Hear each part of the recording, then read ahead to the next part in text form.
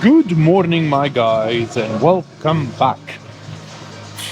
Back day today, aka full day today, but we're gonna start with back anyway. I was thinking of doing the bend over barbell rows, but you won't believe what happened. Most of the benches were occupied. When I say benches, I mean squat racks. I'm used to say benches for some reason because of my old gym. But anyway, most of the squat racks were occupied. Now there's only 2 occupied. But I've already loaded this, so I was like, fuck it, let's start with this. And we might as well just do machines today. So we're gonna do this, and then we're gonna do some sort of upper back rowing movement, and then biceps, and that should be good enough because we are running short on time because of traffic. Traffic was stupid today. They're doing roadworks for 2.5 months on the same road. It's just a little part of the road. It's just, I don't know what to say about this country anymore. But it is what it is. Right, we're gonna start with the lat pull down, usual stuff. I have about 100 kilo plus whatever that is. So we usually do 100, 105. It's just I couldn't find 25 planes to put up there. So I was like, whatever, let's just start with the 20s, you know? So that's good enough. 100 kilo is good. It just means we're probably gonna have to do a few more reps than we usually do to get the same result, which is fine by me. Because usually up here we have 110 on that. So now we have 100. You can still do the same sort of workout with these types of weights. The fact that you're doing 10 less kilo doesn't really matter, just as long as you train to failure on both occasions. So let's start the first one and then move on to something else.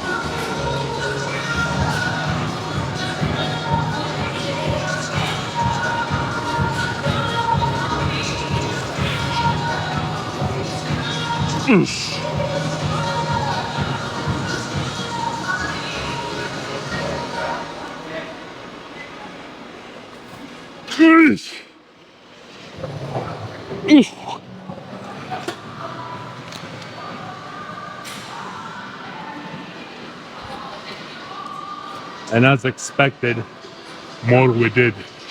That was 14 and a half. Well, I say 14 and a half, it's like 14 and a quarter, but it counts. It counts. That was some good stuff. Right, I'm gonna have to do one more, but I'm gonna see you in the next exercise, which hopefully is gonna be one of these machines over there, if they are free.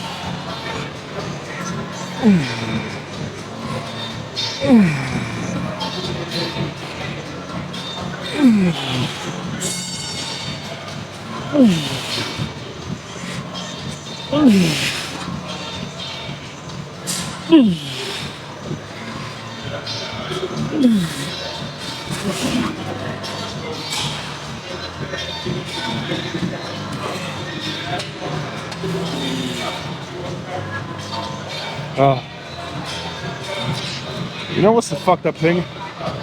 We need to go heavy here. Now I'm really tempted just to slam another 20 on the top and take the 5er off, obviously, and then just do how well that would work. I have a feeling it will be good enough. Might as well try it, right? Fuck it. So we've talked about this, right? This is backwards. You're supposed to do the heavyweight first, lightweight second. But I feel strong, so fuck it. So as you can see, the 5ers are off. We replaced them with a 20. So we have 60, 75 kilos aside. Most of it is obviously at the top, which is what we want because it makes the stretch part of the movement the hardest part of the movement, which is again very, very fucking good. I have to say I've seen a difference ever since I started using the machines here because of how easy it is to adjust them. I think the fact that you can adjust them, so you can put the plates on different positions, and that makes a difference on which part of the range of motion is going to be more difficult, that has definitely helped for sure, and I love it. I'm loving it. So let's do the second and last set here, obviously with more weight, so I'm not expecting it to be as good as the first one, obviously, but yeah, let's do it.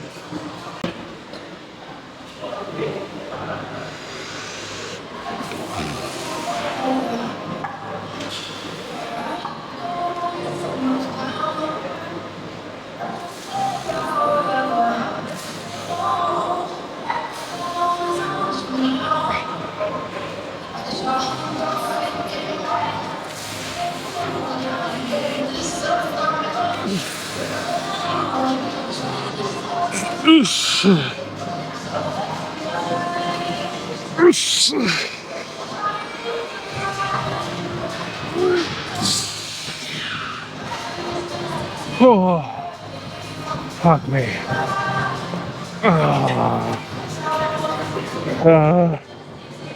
Nice, good set. Right, I'm gonna have to put these plates back, and then we have some biceps, and then we can finish up. So, we've got biceps test. I think I'm gonna do, I am gonna do what I did last time, which is 17.5 kilos per side, per dumbbell, bicep curls, seated on an incline. I just feel my biceps more when I do it that way versus standing. Obviously when you're standing you use momentum, so it just takes away from the bicep. Even, you can do them very strict, but I don't know, here it's very hard to mess it up. If you're like sitting down on an incline, there is nowhere really to go. And momentum, you can always just let it go, like don't control the eccentric. You can always do that, but I'm obviously not doing that. If anything, I'm trying really hard all the time to control the eccentric. I'm very aware of it. Now, is it because it builds more muscle? I don't know, man. It's just because for me, if I slow my stuff down just a little bit and I control it throughout the range of motion, it makes me feel the connection to the muscle more. Versus if I am just going to drop it, how do you feel that the muscle is controlling it as much? I don't understand. So it's like, to me, I control both phases. Concentric, very hard not to control, right? Because all the resistance is against you. So of course you have to control it. Eccentric, very easy to just let it go. And a lot of people are doing that. And it's like, one, the risk of injury is higher if you do that. Two, just control it.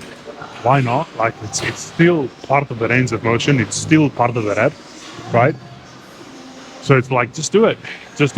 So I also wanted to say that my back, as weird as this sounds, when I train back for the past couple of months, I would say, when I train back, I feel better connection with my back, which makes me more efficient.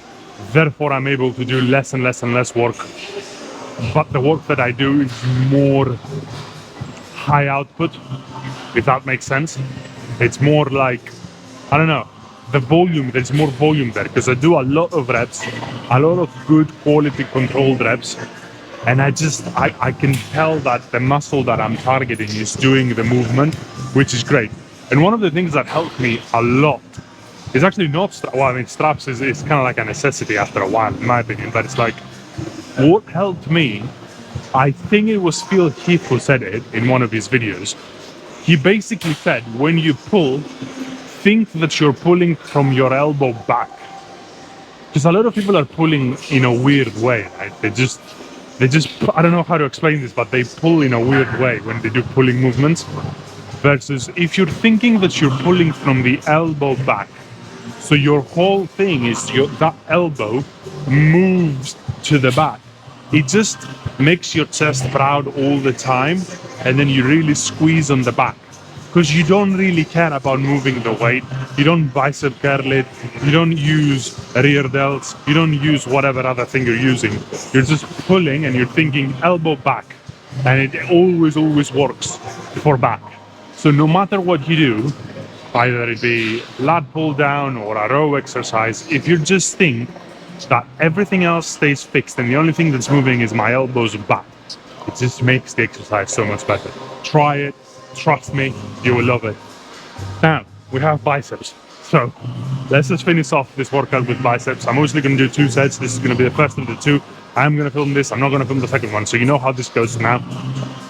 Let's do this.